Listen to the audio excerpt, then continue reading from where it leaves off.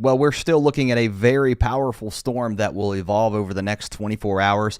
Strong deep low pressure developing across Kansas out ahead of it. Severe weather, strong damaging winds too. A lot of high wind warnings have been issued. If you're under any type of warning, even at this point for high winds that extend all the way back into New Mexico and Colorado too, we could be dealing with, again, not just damaging winds, but also some severe thunderstorms. No watches as of the recording of this video. This is being recorded live on Monday morning, so if it's being played back to you, there'll be updates later. If it's not live, I usually leave these videos up so you can check them out, but I'll have an update. Either way, make sure you head to weather.gov, get the latest warnings or watches that you may be under. But look at this, guys. I mean, I'm telling you, we've got some really strong winds behind this.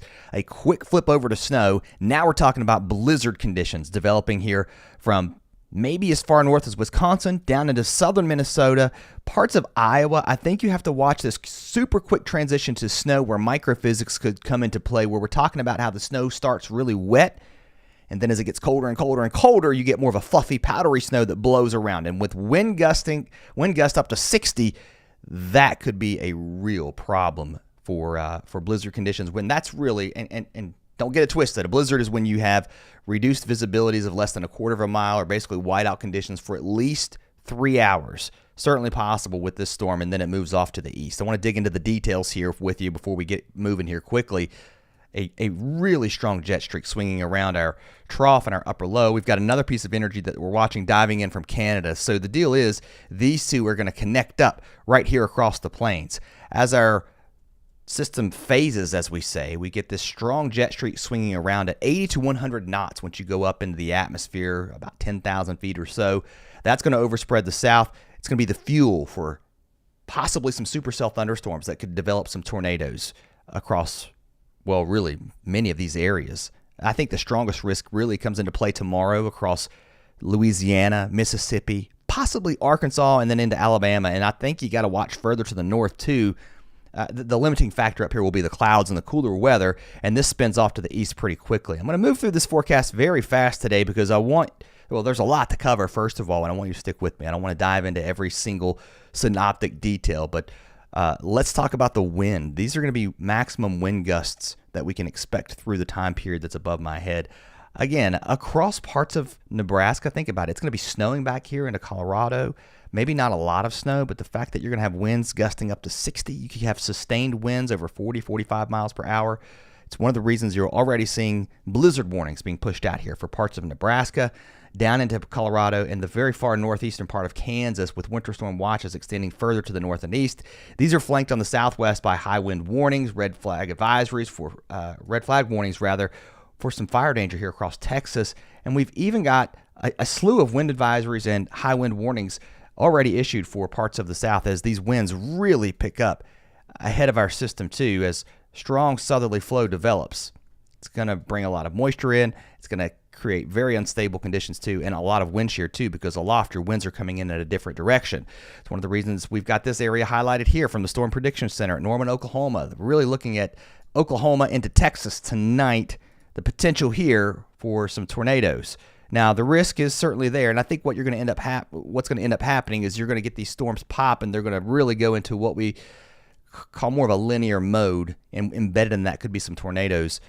Tomorrow looks a little different. You really start to get some dynamics going here.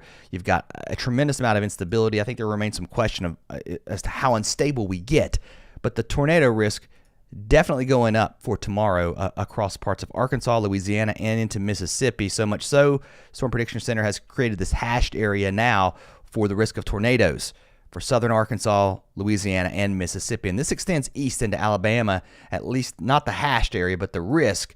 And then as far north as Kansas and into parts of Missouri, that risk goes up clearly once you get into southeast Oklahoma, southern Oklahoma, into East Texas as we move through the day Tuesday. And some of this, especially back here, maybe early in the day, and then once we progress through the day into the night, this moves off to the east, and then by Wednesday, we're looking at possibly some severe weather as far north as Ohio. Now, up into this region, it's probably going to be more of a damaging wind threat, but, once you get here into the East Coast, you can't rule out a few tornadoes with, again, a very dynamic storm system that's pushing through this region.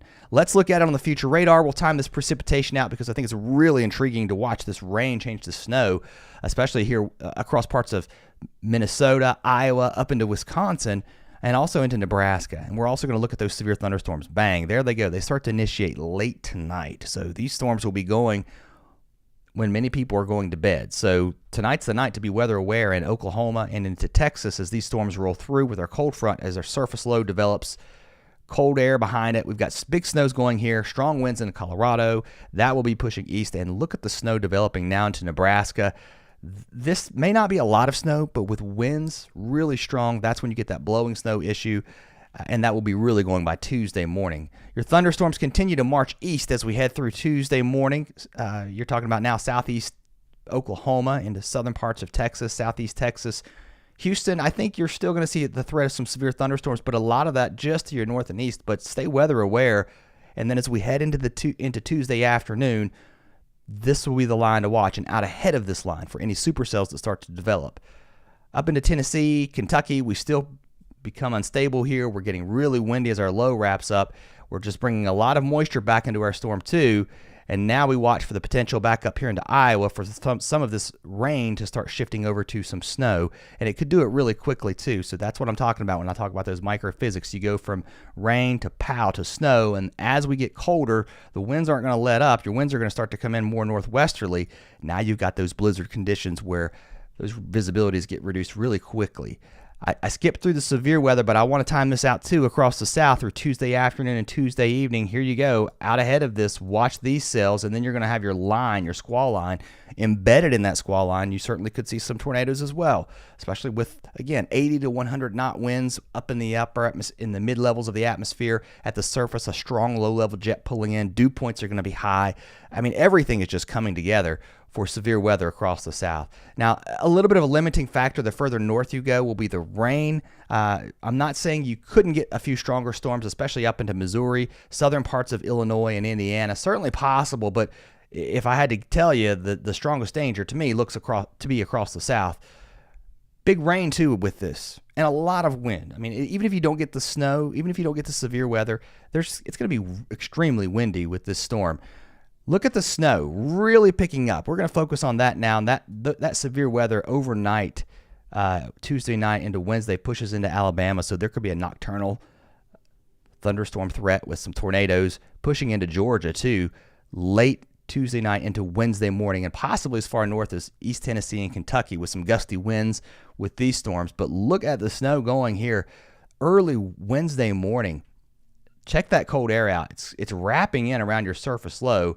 You may actually go to snow on the southern side of this before you do up here into Chicago. And the people of Chicago laugh because they've been wanting snow all winter, at least some people, not everyone. But the snow wrapping around you, going to your north to up across Minnesota, blowing snow and turning really cold. Now, the snow accumulations aren't going to be extraordinarily off the charts here, but it's super impressive to look at the European and see some of these snow totals. The National Weather Service, the winter storm watches are for 4 to 8 inches. Their official forecast not quite lining up with that, but it does line up with what the European is putting out here. In fact, it's trying to put out more than 6 inches up to 10 inches in some of these areas, especially across northern parts of Iowa into southeast, the very far southeastern corner here of Minnesota, and then up into Wisconsin. Some areas here printing out close to a foot of snow. Pretty far north though with this, and a very narrow streak, and then into the UP of Michigan. And there could be some accumulation as far south, maybe into Kansas City. Maybe we get a little bit of snow out of this, and then everything pushes off to the north and east, and still quite a bit of snow falling across the Rockies too. Beyond what that future radar showed you, that was sort of the extent of it. But we're going to be dealing with these thunderstorms into Wednesday across the east, and then we've got the snow wrapping up here, colder air rushing in behind this storm, temperatures on the way down, and now we're dealing with below average temperatures as we head into Friday and Saturday. What about after this storm? What are we looking at? Well, another weak system's going to progress across the country. It's not going to be nearly as strong. It's just going to bring some showers here to many of these areas. But on the northern side, it could be flanked by some snow here into parts of Pennsylvania, Ohio, maybe even parts of southern Michigan as we head into the weekend. Either way, cold enough. You get the idea. I know some of you are ready for spring. it's not going to feel like spring quite yet across this area as we head into the weekend. Backing up just a little bit, we'll go a little bit further west. There's your snow. It starts to wrap up as we head into Wednesday, and then we turn much colder here behind this. Your rain moves out. And by the way, with this rain, of course, we could be dealing with flooding conditions. It's going to be some really heavy rain with this storm as well. High pressure building in as we now move into Thursday, but we're looking already at the next system that's going to bring some snow into the Rockies, into Wyoming, Colorado, Utah, and then a much weaker system. Again, not a lot of snow on the northern side of that, not as much rain on the southern side either, but there could be some thunderstorms here along the Gulf Coast as we head now into the weekend, something to keep an eye on for now. And then across the west, the snow starts to pick up, and then it picks down. Settles down, I guess would be the right way to say it. But this is what I'm watching next here for the west. We've got a pretty decent upper low, cold core of air aloft. That's going to bring some heavy snow, I think, and some heavy rain into parts of California, maybe even southern California, and watch out here into Arizona. Now you've got the snow picking up across the northern mountains of Arizona. I mean, this is pretty impressive looking. Quite a bit of moisture moving in here. So maybe some snow, and there could be 2 rounds for parts of Arizona, maybe even into New Mexico as we head through the end of this week, especially toward, you can see, Friday, Saturday, into Sunday. And then after that, we quiet down some. All right, a lot going on today, guys. It's certainly the time period where you want to be weather aware. If you're brand new to the channel, thanks for stopping by. I hope you'll come back and subscribe. It helps the channel a tremendous amount. I'll see you next time.